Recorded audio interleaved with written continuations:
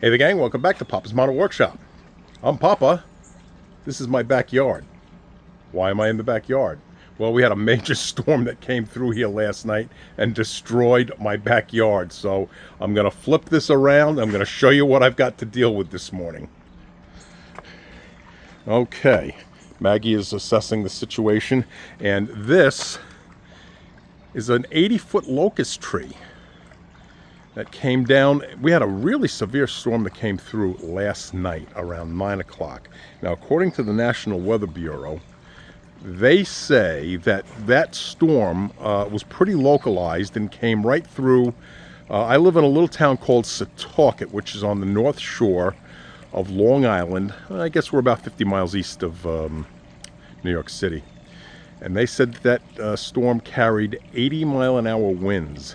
And just to give you a perspective here, that's how high the tree was, okay, that came down. And in fact, right here where you see this space between these two trees, that's where the tree was, and this is where the tree is now. And I've posted pictures of the kids here in the pool on Facebook, so you can see on Facebook what the backyard did look like. And of course, right now it is just a mess. Now, can you see these things right here sticking up over the fence? Okay, for some reason I'm losing the focus here, but right here, these things sticking up. All right, those are the roots of the tree. This tree completely uprooted, and this was all woods and a farm actually. And a developer just recently purchased it and knocked down all the trees and ripped up the farmland, and they're building houses back there. Very upset about that, but it is what it is. But the reality is, as bad as this is, I'm actually very, very fortunate. First of all, I'm fortunate that the tree did not come down in this direction and hit the house. Okay, and as I pan around here, this tree, it threaded right in between the pool, okay, and it missed the shed, the lighthouse, right about here.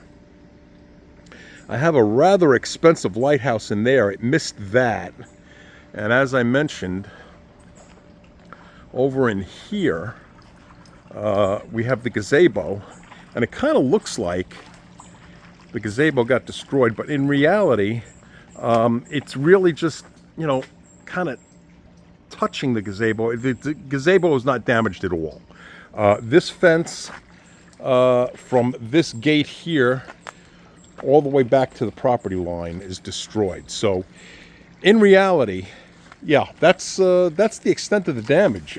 This fence and two sections of that white fence, and the one real heartbreaker in this, and you're not going to be able to see this, but right back in there, I had a Japanese maple tree.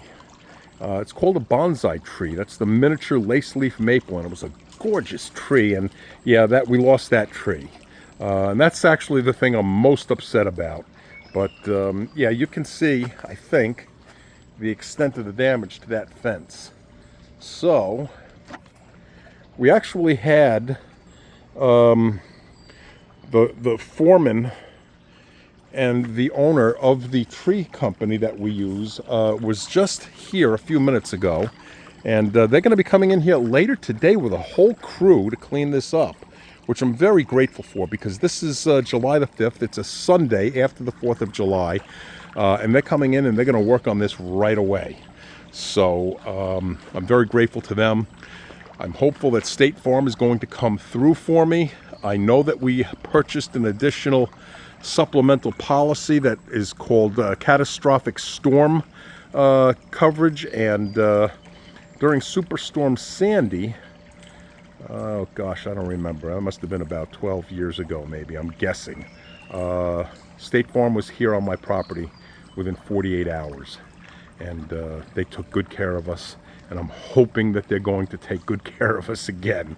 So this is what I am dealing with, And, well, actually, you know, as I said, I have a crew coming in here later today, and I'm going to leave it to them. So I might actually, believe it or not, get a chance to go down to the workshop later today and get some work done. So they'll do their work out here, and I'll go down and I'll do my work.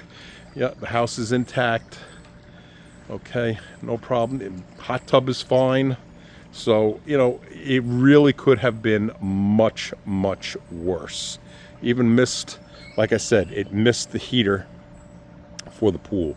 I mean, if I had to have this happen, this is actually the perfect location for that tree to have come down.